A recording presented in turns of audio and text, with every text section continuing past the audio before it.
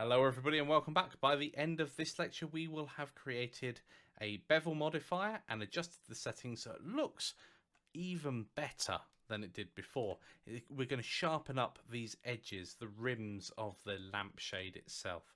It's really going to make it look that much better. And we'll also have a look at some of the pitfalls that will happen when you do use the bevel modifier. Let's go find out more. Okay, so we're over in a default scene for the moment. We're going to start with our cube and we're also going to do the same thing, but this time to a UV sphere. The reason why we're picking the UV sphere is because it's a curved surface and it's made up of single faces, and we'll see what happens when we apply the bevel modifier to that surface as well. I'm going to shade it smooth, and I'm also going to shade smooth our cube because in a moment we will see that adding the bevel modifier solves some issues when it comes to shading like this. Why are we using a bevel modifier? Well, we already know that we can go into edit mode and bevel an edge, which is pretty useful. However, that's adding extra geometry, and much like the Solidify modifier that we were using before, adding bevels to your model without actually changing its underlying geometry is a really neat thing to do. So let's go and add in a bevel modifier. So we're going to add modifier, we're generating additional geometry, it's going to be a bevel, and there we go. Now if I turn on to wireframe mode, you'll see what's actually happened. We've added in a single bevel, and as you can see its width is 10 centimeters and one segment. If I was to go ahead and add 2 segments, you can see it smooths off. And 3, 4, 5, etc. just increases it. Now if we have a look back at it in shaded, we see that we've got a much softer edged cube than we had before, and of course we can narrow the width of that. So if we went to 0.01, it'll be a much tighter cube, but again it looks more realistic because very few things in real life have a completely sharp edge. Adding the bevel modifier can just add a little bit of extra to a model. However, it can fall apart when you go to curved surfaces. Why would you want to add a bevel modifier to this? Well, let's say it was our lampshade and had a hole in it. So let's go ahead and do that. I'm going to select my vertex on the top, press Ctrl and plus to go out a little, and delete those vertices. Okay, so we've got a hole in our model here, but we can't really add bevel to anything that doesn't have geometry to it. So let's go ahead and first add a Solidify modifier, and we're going to make that 0.1 thick. Now you can see here it looks a bit mushy as it goes around the edge. It looks very smooth, but doesn't quite have the right look as far as I'm concerned. So what we can do is we can add a bevel modifier which will tighten up those edges, but as you'll see it will tighten them up everywhere. So let's increase the number of segments so it gets really tight around the corner. And this width, well, we can lower it down, but we can also raise it up, but it will only go so far. And we adjust the width, you will see that we don't have much room for movement. And if we increase the segments, it just gets tighter and tighter. Now you will notice at this point that we start to hit an issue. I'm going to set that down to 0.1 again. We've got the rest of our sphere and its faces being shown. Well, if we go into wireframe mode, we'll see exactly what's happening. For each one of those original edges that made up our sphere, well, we've now got a bevel on them. Is there any way we can limit that? Well, yes. If we have a look down at the limit method, we've got a couple of options, and the best one to go for here is the angle. If we go ahead and select that, oh, look at that, that's much better straight away. We can actually see that we've lost a lot of extra geometry. That's perfect. Let's have a look around this top edge as well whilst we're in wireframe mode, and we'll see why the number of segments coupled with the width, why we can't make it any larger. Well, it's going to eat into what's already there. I'm not quite sure how wide this is. Below 0.05, yep, there we go. So if I hold down shift, I can slowly bring that up and make those edges really, really tight. And you wouldn't be able to do that without holding down the shift key. There we go, 0.009. That is quite small. Now when we go on to solid shading, you can actually see that as well. Now because we've got the bevel modifier applied, we can then, if we wanted to, go in and add a subdivision surface modifier to really smooth out the end result. As you can see here, it creates a really nice sharp edge.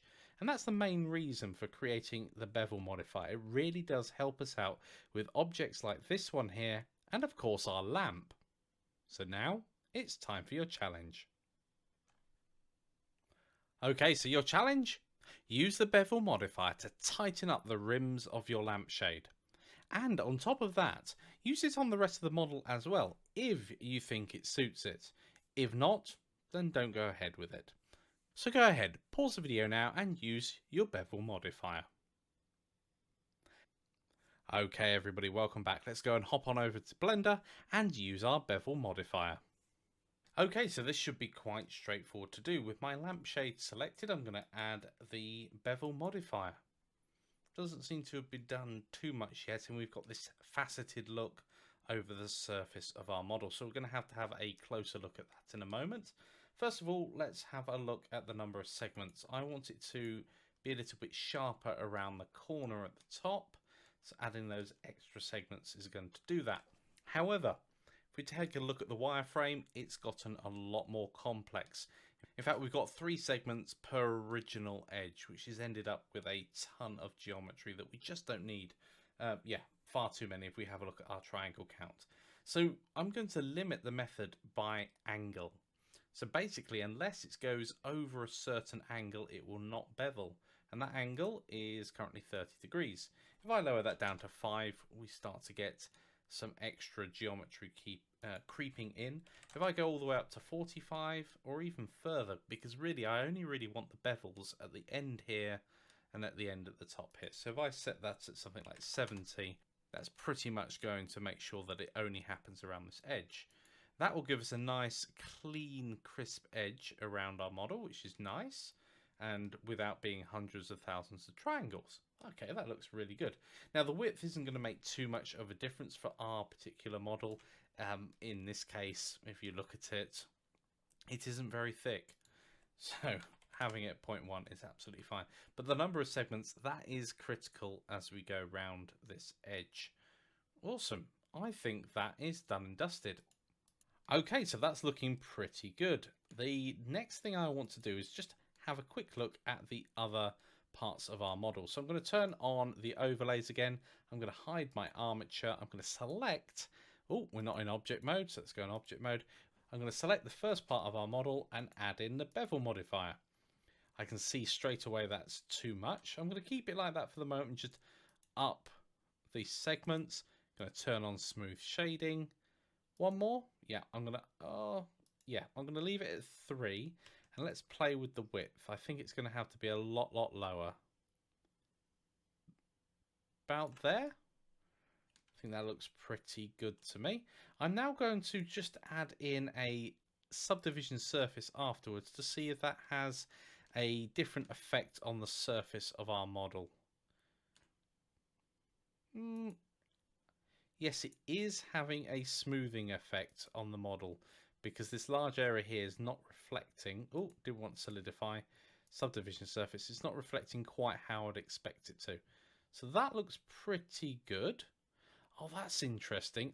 I'd completely forgotten that when we extruded this out and pulled it up, that's what it looked like underneath. That's pretty cool. I'm going to leave that notch there. That might come in useful if I decide to add something like that spring we talked about earlier. But now what I can do, now I've got that roughly how I want it, is I can select these other parts, then select the upper arm last, Control and L, and then we can link modifiers. And that's going to save me having to do all of this work. However, as we've just seen, that's interesting. I'd completely forgotten that when we extruded this out and pulled it up, that's what it looked like underneath. That's pretty cool. I'm going to leave that notch there. That might come in useful if I decide to add something like that spring we talked about earlier. But now what I can do, now I've got that roughly how I want it, is I can select these other parts, then select the upper arm last, Control and L, and then we can link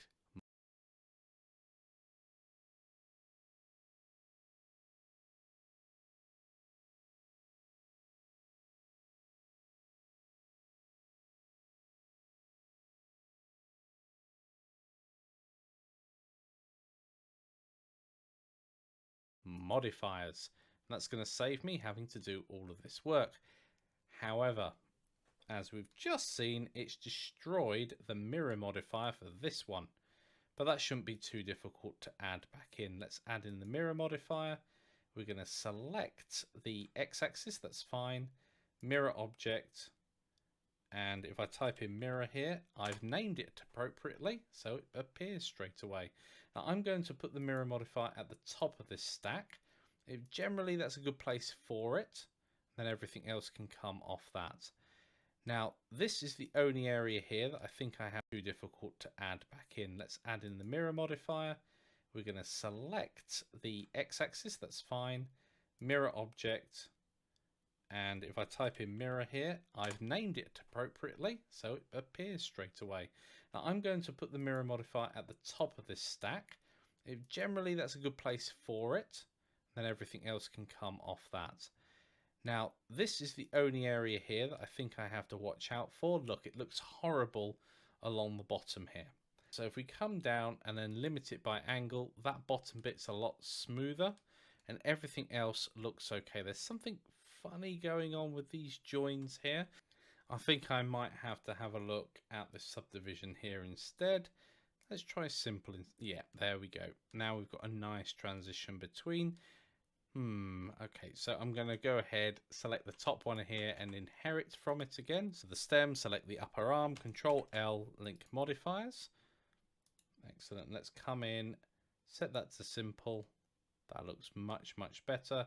Under the bevel modifier, I'm going to go and set this to angle, a lot smoother. And I probably, because of the number of changes going across, need to increase the limit angle. There we go. Pops out around 50 degrees. Looks brilliant. Okay, brilliant. There we go. How are you guys getting on? I've added the bevel modifier to the arms and the stem, and I'm thinking it looks pretty good. It's added just a little bit of softness to those really harsh edges. Please share your work over in the discussions. I'm really looking forward to seeing how your lamps are coming on, and I'll see you all in the next lecture.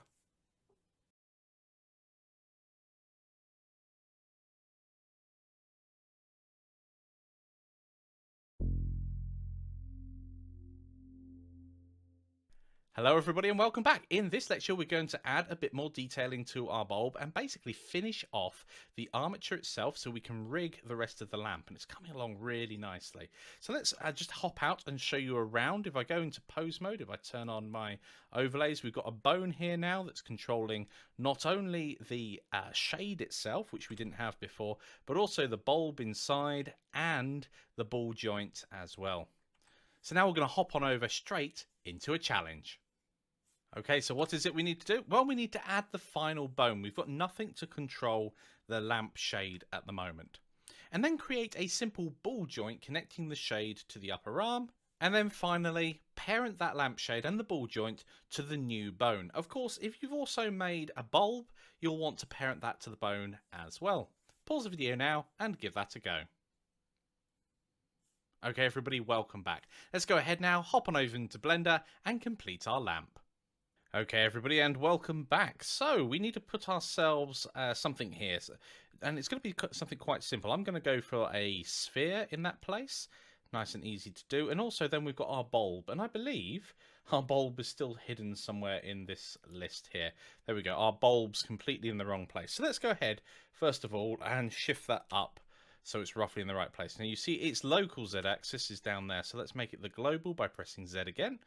And yeah, let's look at it from the front and make sure that it is lined up. So it looks like it's slightly off center at the moment, and we can just be precise with it at the moment and move it on the x-axis across, and that looks good enough. That's the key here. It does need to just look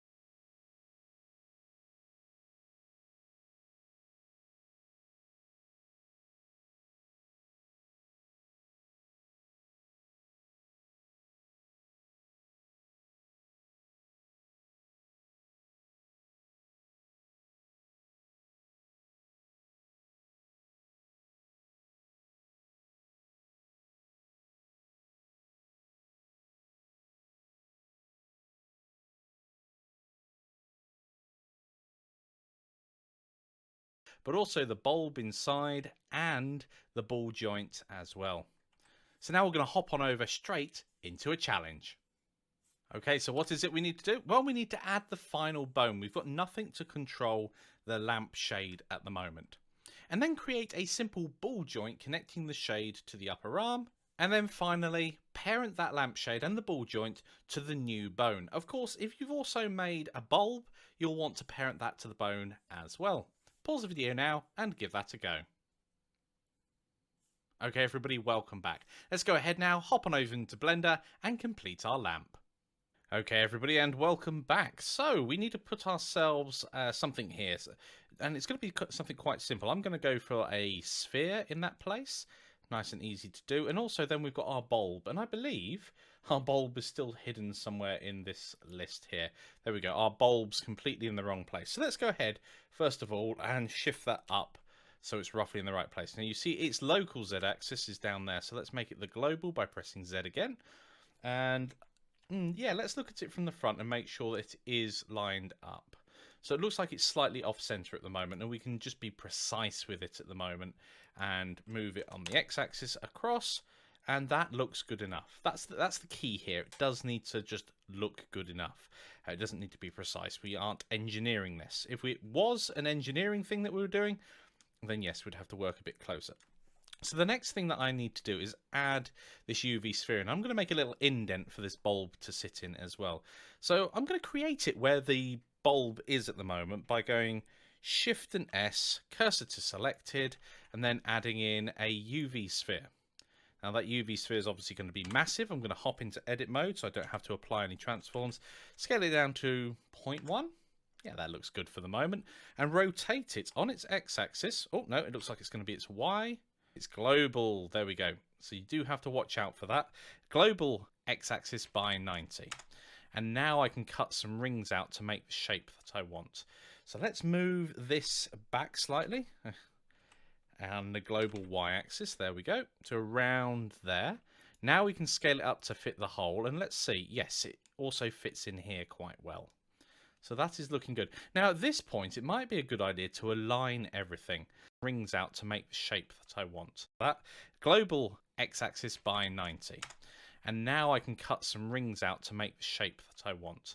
Y, it's global. There we go. So you do have to watch out, apply any transforms. Scale it down to 0.1. Yeah, that looks good for the moment. And rotate it on its x-axis. Oh, no, it looks like it's going to be its y. It's global. There we go. So you do have to watch out for that. Global x-axis by 90. And now I can cut some rings out to make the shape that I want. So let's move this back slightly. And the global y-axis, there we go, to around there. Now we can scale it up to fit the hole. And let's see. Yes, it also fits in here quite well. So that is looking good. Now at this point, it might be a good idea to align everything so that the lamp, the ball joint, or the upper arm, the ball joint, the bulb, and this lamp head itself are all in line with one another. That's something that would make this whole process a lot easier. And we know they're all at 45 degrees, so it's not too difficult to go ahead and do that. So I'm going to come out of edit mode on our UV sphere. I'm going to set that as shade smooth as well. And let's go ahead and reveal our armature. We don't actually have our bone in place yet. So I'm going to put my bone in place and then move it up and set that as a working rest pose for the moment. So let's go ahead, grab our armature, grab this bone point here, look at it exactly from the side and extrude out. Now I'm only going to extrude it on the bone's local y-axis, I think. Yeah, Y. Bone in place and then move it up that. So I'm going to come out of edit mode on our UV sphere. I'm going to set that as shade smooth as well. And let's go ahead and reveal our armature. We don't actually have our bone in place yet. So I'm going to put my bone in place and then move it up. And let's go ahead and edit mode on our UV sphere. I'm going to set that as shade. I know they're all at 45 degrees, so it's not too difficult to go ahead and do that. So I'm going to come out of edit mode on our UV sphere. I'm going to set that as shade smooth as well. And let's go ahead and let's see. Yes, it also fits in here quite well. So that is looking good. Now, so let's move this back slightly. And the global y-axis, there we go, to around there. Now we can scale it up to fit the hole, and let's edit mode so I don't have to apply any transforms. Scale it down to bulb to sit in as well. So I'm going to create it where the bulb is at the moment by going Shift and S, cursor to selected, and then adding in a UV sphere. Now that UV sphere is obviously going to be massive. I'm going to hop into edit mode so I don't have to apply any transforms. Scale it down to 0.1. Yeah, that looks good for the moment. And rotate it on its x-axis. Oh, no, it looks like it's going to be its y. It's global. There we go. So you do have to watch out for that. Global x-axis. There we go. So at this point, it might be the bulb not to do it and reveal our armature. We don't actually out of edit mode on our UV sphere. I'm going to set that as shade smooth as well. And let's go ahead and reveal our armature. We don't actually have our bone in place yet. So I'm going to put my bone in place and then move it up and set that as a working rest pose for the moment. So let's go ahead, grab our armature, grab this bone point here, look at it exactly from the side and extrude out. Now I'm only going to extrude it on the bone's local y-axis, I think.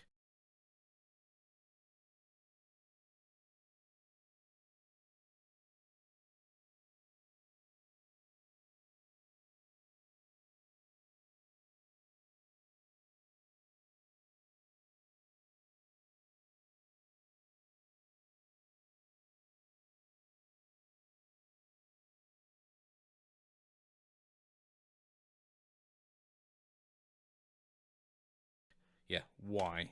There we go. Perfect. Now I need to do some parenting. So I'm going to parent the lampshade, the ball joint, and the bulb all to this bone. So we go Control, oh, let's select that last. There we go. Control P, parent to the bone. And now hopefully what we can do is in pose mode, lampshade, the ball joint, and the bulb all to this bone. So we go Control, oh, let's select that last. There we go. Control P, parent to the bone. And now hopefully what we can do is in pose mode, grab this, rotate it round. Excellent. Then we can have everything in line. So let's look at it from the side, rotate by 45. Perfect. So now everything's in a line. It's going to make modeling a lot easier. Of course, when we come out back into object mode, it will retain that. So I don't think we need to set any rest poses for the moment. If we go into edit mode on our sphere here, it should also be in the right orientation. Yes, perfect. So everything's nicely aligned. Let's come into here and make ourselves the bulb itself. I'm going to hide my armature again. Did I say the bulb? We've already got that. I mean the bulb holder, so to speak. So I'm going to switch to wireframe mode. It will retain that. So I don't think we need everything in line. So let's look at it from the side. Control P, parent to the bone. And now hopefully what we can do is in pose mode, grab this, rotate it round. Excellent. Then we can have everything in line. So let's look at it from the side, rotate by 45. Perfect. So now everything's in a line. It's going to make modeling a lot easier. Of course, when we come out back into object mode, it will retain that. So I don't think we need to set any rest poses for the moment. If we go into edit mode on our sphere here, it should also be in the right orientation. Yes, perfect. So everything's nicely aligned. Let's come into here and make ourselves the bulb itself. I'm going to hide my armature again. Did I say the bulb? We've already got that. I mean the bulb holder, so to speak. So I'm going to switch to wireframe mode so I can see what's going on underneath and see if I can select. Yes, I've managed to select the vertex that I want. I'm just going to delete that and come back out from wireframe mode, hit the Z key, back into solid shading. Okay, so now we can start thinking about these edge loops, probably there and there.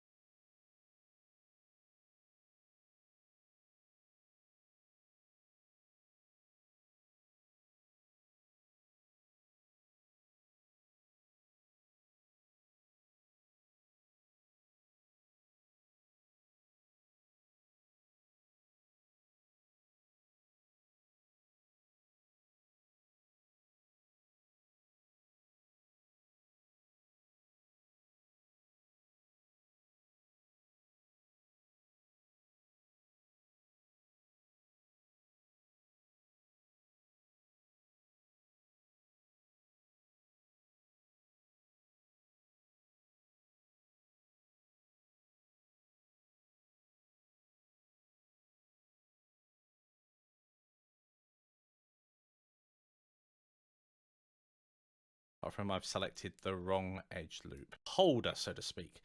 So I'm going to switch to wireframe mode so I can see what's going on underneath and see if I can select, yes, I've managed to select the vertex that I want.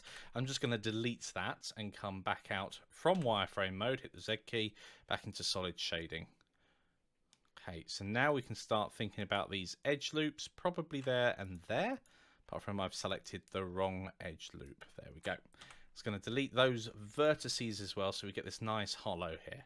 Then I can grab this and extrude backwards and fill in that face. And that will give me something for this to hold on to. I can then inset and extrude outwards again into the bulb.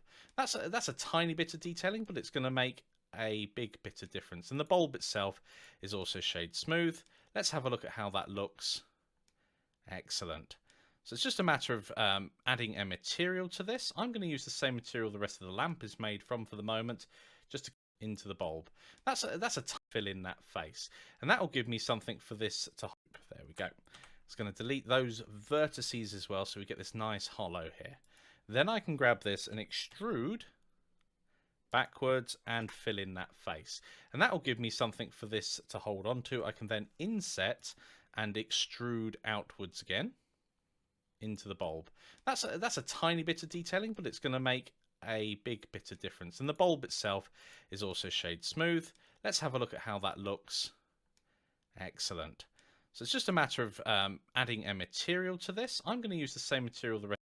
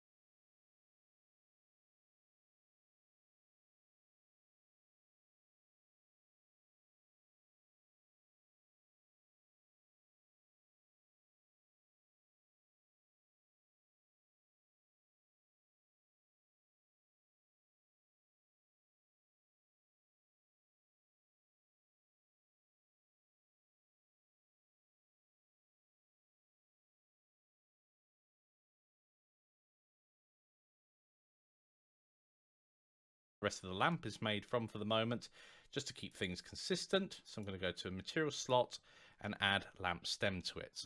Perfect. Now this obviously reflects more of the world around it because it is a spherical object, whereas these themselves do not. So it's worthwhile bearing in mind there's a bit of inconsistency there between one part of our model and the other, but then when we look at it in rendered mode, it's not that different. So I'm quite happy with the fact that this is just how the look dev is making this nice, smooth, rounded surface look. Finally, I do want to make sure if we go back to our armature and go to pose mode and then start moving around this ball joint, that it looks natural when it intersects with this top part. And I think that looks absolutely fine. Yes, it's a bit unrealistic if you were to focus on that, but realism isn't my goal at this point, and that is exactly what I want it to do. I want it to link together quite smoothly. So there we go. That's really awesome. How did you guys get on? Did you make a little lamp holder like I've done here? I've got the bulb in place. I didn't need to do anything extra there. I think that's coming along really nicely. Please share the work you've done over in the discussions, and I'll see you all in the next lecture.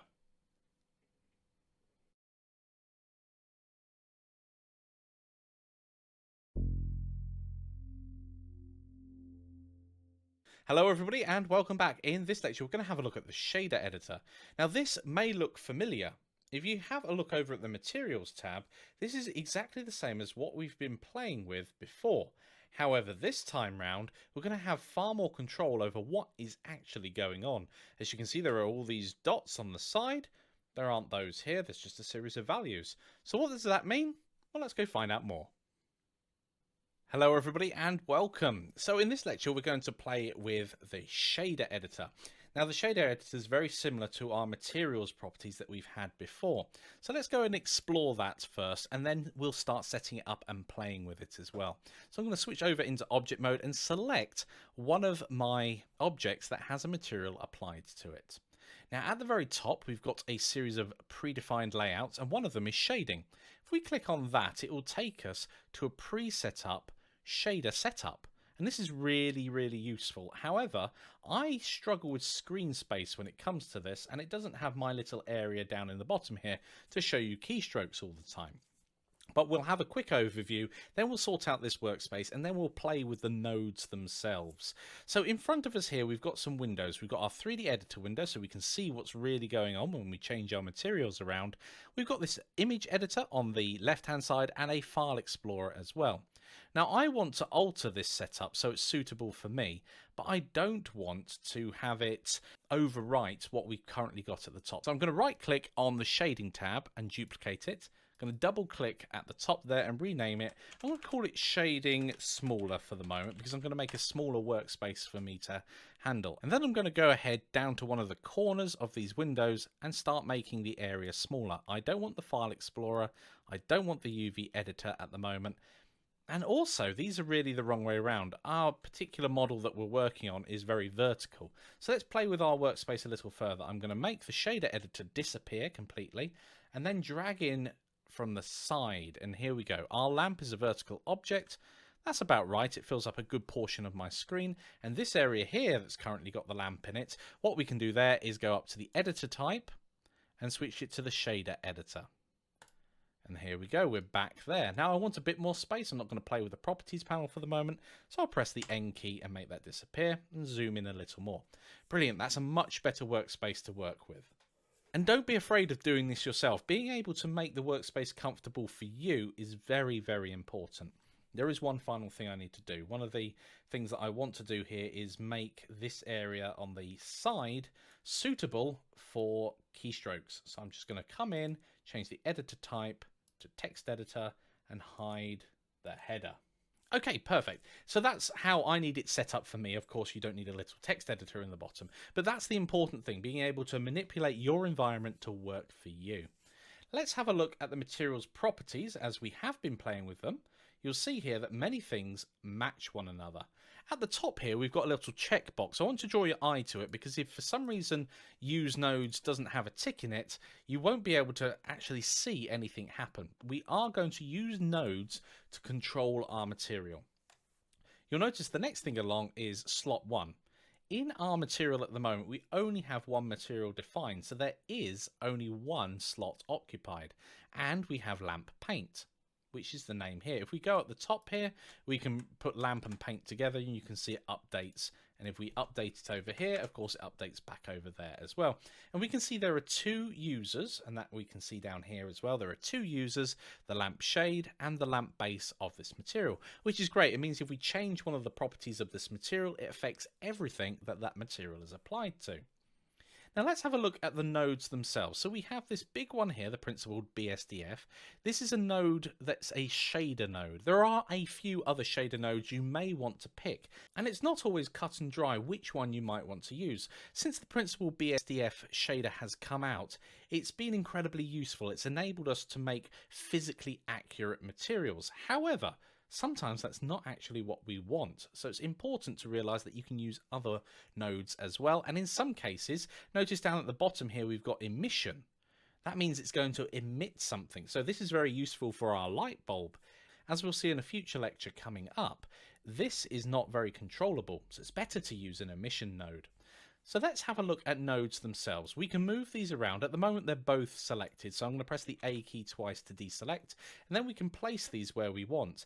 And later on, it will become apparent as our materials get more complex that organizing these and making sure they're laid out in a useful manner is very important. Otherwise, it's very much like coding. You'll end up with a big spaghetti mess. And often these things are joked about being spaghetti because you end up with lines like this one going between these two green sockets absolutely everywhere. So staying organized is really, really important. Well, let's zoom in here and have a look at what's going on. So we've got an output here that's green, and we've got an input that's also green. We can drag that out and notice that our material goes black, and that's because nothing's controlling the surface properties of this material anymore. If I plug that back in, it'll go red again because that's what we've got this set up to do. In general, you will want to link together green sockets, purple sockets together, grey sockets and yellow sockets. That's not always the rule, but it's a good one to start with. Occasionally you will end up plugging grey sockets into yellow sockets or yellow sockets into grey sockets, but in general the colours will match. So let's go ahead and play with this a little and see why do we want to do this? We've got a simple material anyway. Well, it's about control. At the moment, in order to change the base color, we have to click into here and start changing it. So if we wanted it green or blue, we could do that. However, if we wanted a bit more control or wanted to apply a texture to it later on so that something else is controlling the color, we will have to add something further to the left in order to plug into this yellow socket. And this yellow socket dictates a color. It's 3 values, red, green, and blue. And if you've got an image or something like that with an alpha texture, you would have to separate that out separately. So this has 3 values coming into it, red, green, and blue. The grey one underneath is literally just a value between 0 and 1 is often the case. So let's go ahead and plug something into the base color. Let's go and add another node. So we can go to the add menu at the top, or just like on the 3D editor, we can go Shift and A. That will also work. And we can add in what's called an RGB node. And we can see as we go down here, we've got lots of different options. We've got different shader types, like this green one here. And in the challenge coming up, I'm going to tell you to explore that and see what you come up with. We've got texture, we've got color. Does that sound right? Well, it's close. It's got something called mix RGB in it, where you would mix colors together. So what do we need here? Well, RGB is a type of input. So we can go ahead and pop that in, and it's an input because look, it takes nothing on the left hand side. All of the sockets that are on the left hand side are inputs, all of the ones on the right hand side are outputs. This one doesn't have anything on the left hand side, so it's just outputting. So it's a type of node that's a raw bit of information. And if we grab by left clicking the yellow socket and plug it into the base color, you'll notice that now we've got a very quick and easy way of exploring colors for our lamp. Now let's do a test here of plugging something else in. Now say we wanted to keep the principle just there but try something else. How can we do that? Well, if we click on this little drop down, it makes the principle BSDF much smaller. That's great. Now let's go ahead and add in a different node type. So Shift and A to add.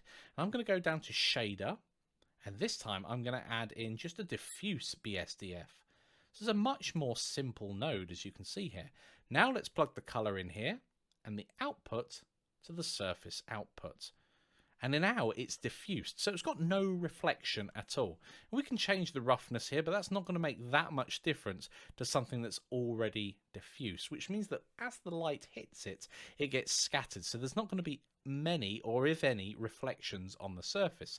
And if we make the roughness 100%, this is definitely not going to have any shiny reflections. Now that's not the type of material that we are going for, so perhaps if we delete that and add in a glossy BSDF, now that sounds more like it. Go ahead, plug the yellow into the yellow, the green into the surface output. Hey, look at that. That's got a nice sheen to it. It looks completely different from what we've been playing with so far. And of course, we can adjust the roughness here and change how it looks. This gives us a completely different aesthetic. It looks completely different. In fact, it reminds me on the inside here as I'm moving around, much like some of the Christmas decorations I've got for some reason. Anyway, as you can see here, there are lots of different options in order to create your material, and we're really at the tip of a very, very big and powerful iceberg. But we're not going to delve in too much detail right at this moment in time, and it's time for your challenge.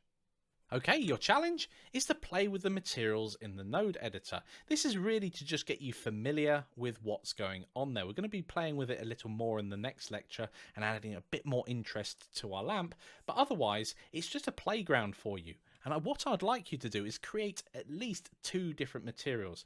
Now remember that you can take your material and still store it there so that it's still applied to your model. That's absolutely fine. But what I'd like you to do is just explore and create 2 different materials. Try some of the other options there and see what you come up with. Remember that some of these nodes are more complex than others. So for instance, if you picked the glass shader, you'd end up creating a wonderful glass type object, but it will take a lot more rendering time than a simple diffuse shader. So go ahead, create 2 different materials and experiment with those different shader nodes as well. Now remember, you can have a material on the backdrop too, and the little stage or the platform that we've got that we're going to have the lamp jumped onto. That's entirely up to you how you decide to lay out your scene, and assign those new materials to the rest of your lamp. If you haven't done that yet, you may have just been following along and just have the material on the base and haven't added any other materials yet. This is a prime opportunity to do that. So pause the video and give that a go. Okay everybody, welcome back. Let's go ahead now and add 2 different materials to our model using the node editor. Okay everybody, welcome back. The materials I want to focus on here, not the lampshade. I'm quite happy with what we had there before, so I'm going to revert my file back to where it was previously, which is very useful, and I'm going to go and create my new shading workspace. It's not going to take me too long to do that. There we go. So we're back with the lamp paint here. I am going to add in an RGB node. There is this search function at the top. I highly encourage, once you know the name of the thing you're looking for, searching for it is going to be a lot quicker. And of course later on you can start storing what you've made, and that's going to make finding it much quicker. Again, you can actually store materials that you've made in a default blend file, and that's incredibly useful if they're materials that you find yourself making or using a lot of the time. In fact, a lot of the material packs.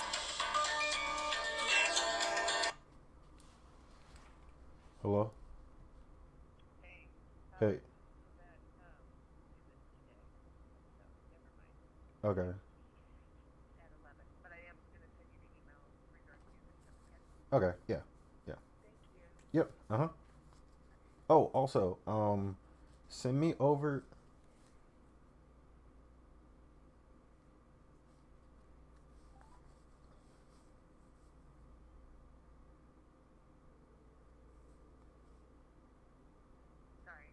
Hey, yeah. Also, send me over all the information you want for the thing that we did with Akasha yesterday. Cause John text and said you wanted, I don't know, like what sort of like write up or like description do you want for that? Yeah, cause I was gonna put it together last night, but then I was like, oh well, I'll just wait for them to send me the stuff that they were gonna send it. But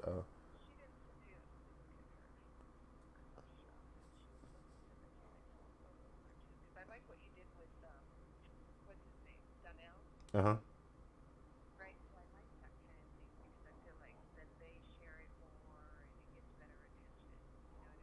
Yeah. Okay.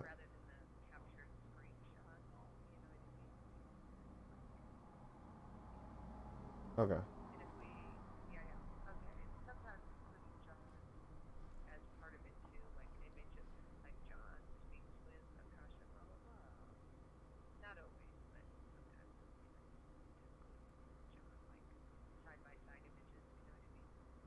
Okay.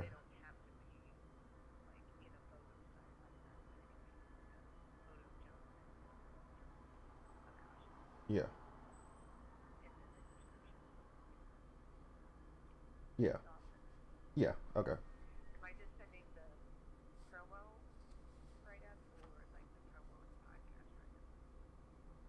Just like the description of like what the like a quick blurb of what the conversation is about. Yeah. Okay. Bye.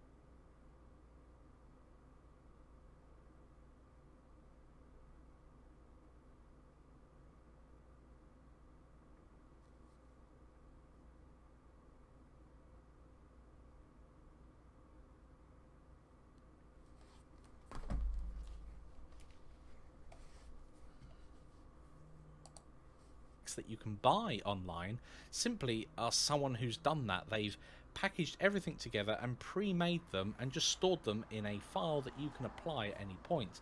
And you can do that yourself as well. But I'm digressing. I've got this set up again. That red isn't quite right. I think I'm going to have to play with it. There we go. It's a bit more orange.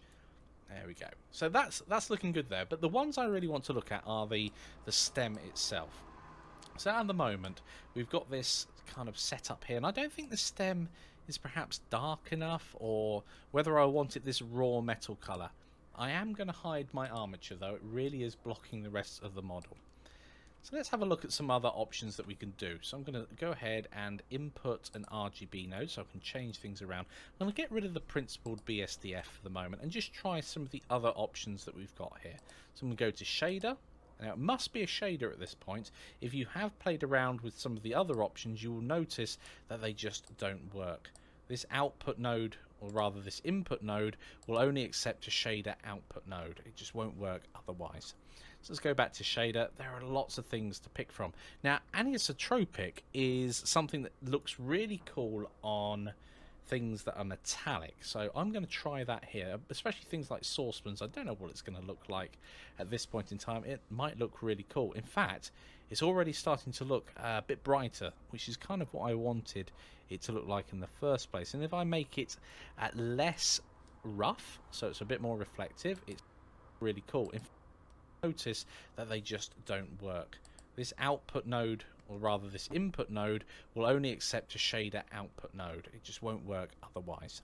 So let's go back to shader. There are lots of things to pick from. Now anisotropic is something that looks really cool on things that are metallic, so I'm going to try that here, especially things like saucepans. I don't know what it's going to look like at this point in time. It might look really cool. In fact, it's already starting to look a bit brighter, which is kind of what I wanted it to look like in the first place. And if I make it less rough, so it's a bit more reflective, it's starting to look actually really nice. I'm liking how this is turning out. And let's just try twisting this around slightly. I don't think that's going to make too much difference to how our current model is looking though. So again, playing with these figures and seeing what you end up creating with them. Obviously 100% shininess there is not going to work, it's more chrome. So yes, playing with all of these settings and just seeing what you come up with is a great way of exploring such a powerful setup without really worrying about what you're doing. I know that sounds a bit haphazard, but seriously, you can come up with something that you wouldn't have done if you were just being methodical about it. This really is a playground for materials. I'm liking how that's come out, so I'm going to leave that like that. But before I do anything else, we are looking at this in look dev mode. It's very important that we check it occasionally in rendered mode as well to make sure that what we think it looks like is what it actually looks like. And our scene, we've turned off the lamps that are there, so I'm going to turn on the lights that are in the scene itself and turn on the backdrop as well. Now you can see it's actually a much darker material than it made it look in the first place, but I'm still quite happy with the shading and how it's looking here, how it's playing with the reflections. Now I can start changing these up, and I do think I want a slightly higher roughness. And then remember, you can press Ctrl and B, draw a render border. That will certainly speed things up. And what you can also do at that point is go to your render properties and come down to your sampling rate, and on your viewport turn that up much higher.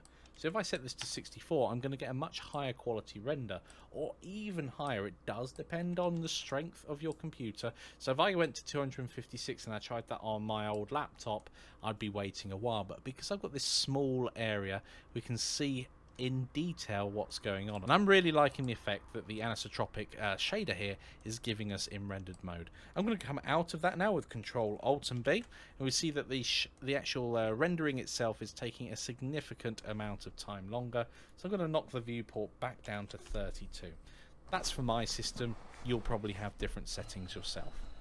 Okay, so that's one material done. This backdrop, I'm not liking it being super shiny. It's great for showing off reflections and things like that, but I think it needs a bit of a lighter environment, perhaps a different color than grey as well. So I'm going to bring the color up.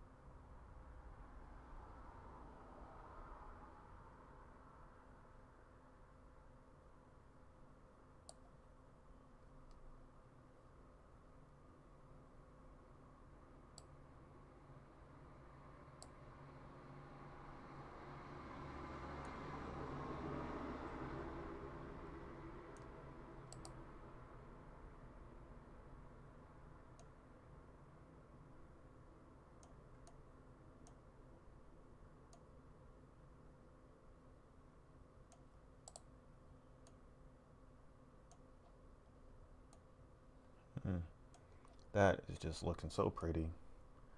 I like it.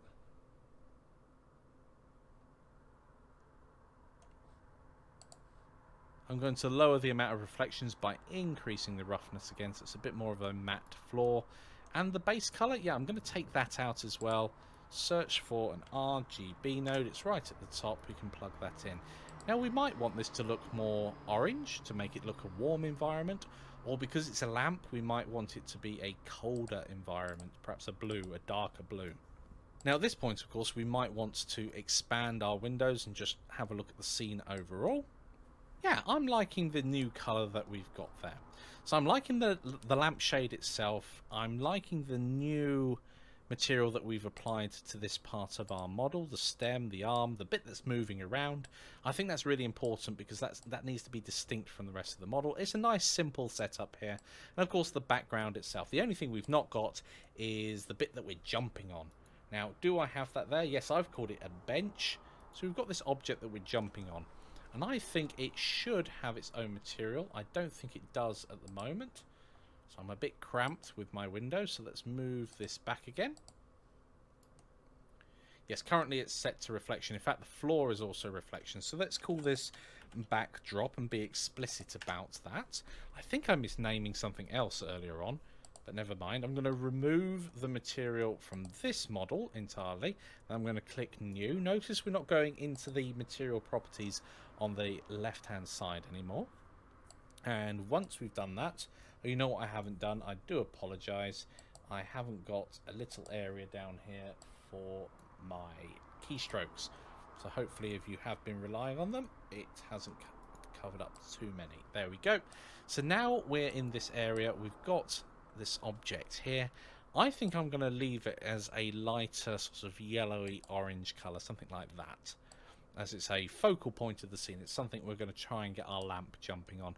But I'm not going to add anything else to it other than perhaps an RGB node so we can control the colour a bit more explicitly. And what we can do here is I want the exact colour we currently have here. I'm going to click on the preview box at the bottom, which is going to bring up the same options as we have here. And once I've done that, I can click the little eyedropper icon and come over that existing colour. There we go. And then plug it in. So we're starting off where we want to. Okay, brilliant. How are you guys getting on? How are your scenes coming along as well, now that they are starting to get coloured in and have materials on them? Things will start looking much, much better. Do remember that at this point, if you're in look dev mode, as I am at the moment, let's make this full screen, then you're going to have something that looks a lot brighter than if you were in rendered mode. So it is important to hop in and out of both and make sure what you think you're getting is what you think you're getting. Yeah. And make sure what you think you're going to get is actually what's happening in the background. And that's going to become especially important in a couple of lectures' time, because we're not going to be able to properly preview what's going on here in terms of what the materials and the lighting is going to be doing. So we're going to have to hop into cycles quite a bit to make sure that things are behaving themselves. So that's it for this lecture. Please share how you're getting on so far. I'd love to see what type of materials you've decided to settle on for your model. And remember, you don't have to settle on them. You can always go back later and tweak them to your heart's content. Share your work over in the discussions, and I'll see you all in the next lecture.